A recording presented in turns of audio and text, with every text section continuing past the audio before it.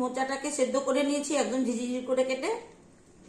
এই যে দেখেন, একদম ঝিরিঝিরি করে কেটে সেদ্ধ করে নিয়েছি। হালকা করে সিদ্ধ করেছি এই জন্যই যে কেটেছি খুব ঝিরিঝিরি করে তো। আর ছোট ছোট করে আলু কেটে নিয়েছি, আর সোয়াবিনটা হালকা সেদ্ধ করে নিয়েছি। আর হলুদ মাখিয়ে রেখেছি এই জন্য যে একটু কালো হবে না, যার কারণে হলুদ আর একটুখানি হালকা লবণ দিয়ে সেদ্ধ করেছি। হলুদ দিয়ে সেদ্ধ করেছি এই জন্যই যে ওই মোচার তো অনেক কষ থাকে, এই কষটাও চলে যাবে আর ভীষণ যে কালো ভাবটা থাকে সেটাও চলে যায়। গরম হয়ে গেছে, এবার আমি তেল দিয়ে দিচ্ছি।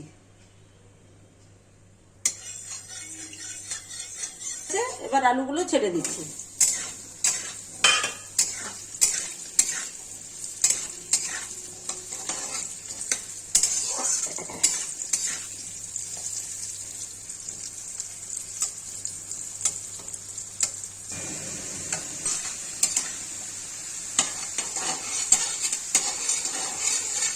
আলুগুলো ভাজা হয়ে গেছে, এখন আমি আলুগুলো তুলে নিচ্ছি।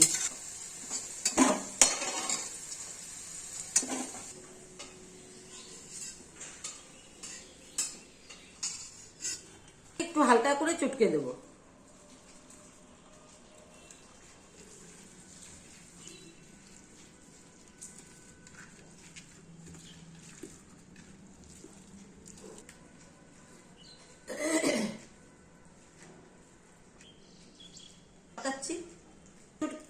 এভাবে চটকে নিলে তরকারিটা খেতে ভালো লাগবে, দেখতে সুন্দর হবে।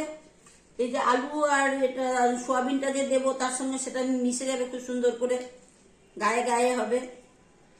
তেলে শুকনো লঙ্কা একটা দিয়ে দিলাম, আর তেজপাতা দুটো তিনটে দিয়ে দিয়েছি।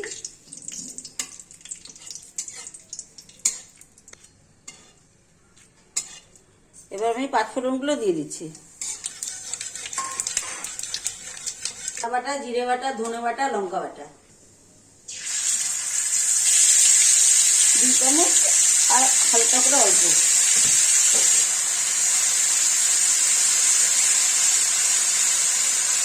পরিমাণ মতো হলুদ দিয়ে দিলাম।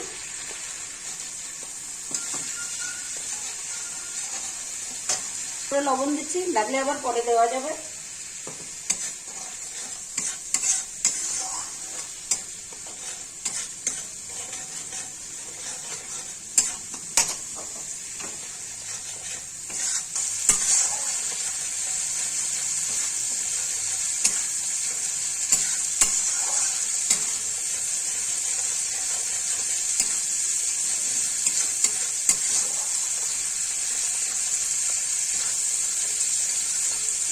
ভাজা হয়ে গেছে, এবার আমি সোয়াবিনগুলো দিয়ে দিচ্ছি এর মধ্যে।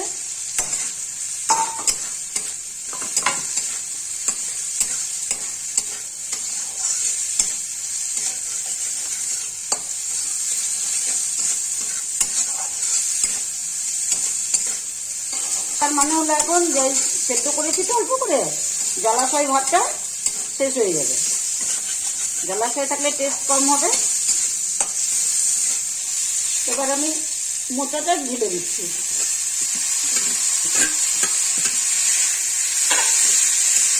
তার সাথে আলুগুলো দিয়ে দিচ্ছি।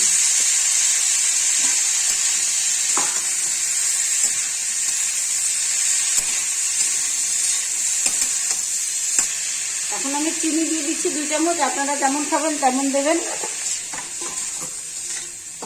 কেউ গুড় দেয়, কেউ চিনি দেয়, আমি চিনিটাই দিই।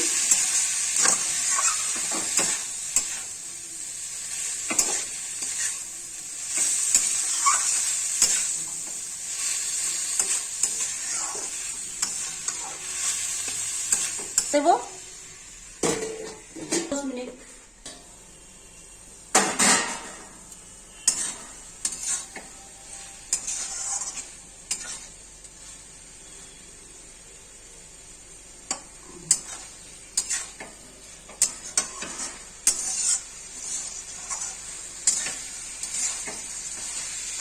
মোচা এইভাবে সাতলালে করে খেতে ভালো হয়, আর তরকারিটা খুব মজে। আলু সোয়াবিনের মধ্যে গায়ে গায়ে লেগে যাবে এবং খেতেও ভালো লাগবে এভাবে সাতলালে করে। তো সম্পূর্ণ নিরামিষ তরকারি,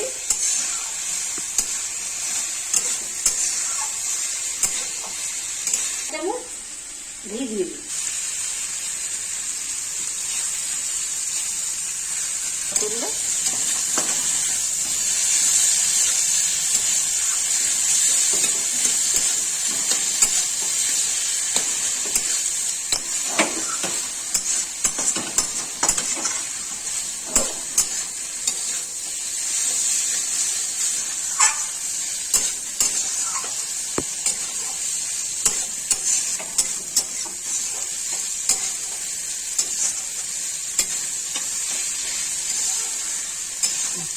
হয়ে গেছে, এবার আমি নামিয়ে দিচ্ছি। হ্যালো বন্ধুরা, এই আলু আর সোয়াবিন দিয়ে যে আমি এই তরকারিটা রান্না করেছি, খুবই ভালো লাগবে খেতে। এইভাবে একবার বানিয়ে খেয়ে দেখবেন। এর মধ্যে নামাবার সময় তো ঘি দিলামই, আর এরকম করে করে খেয়ে দেখবেন।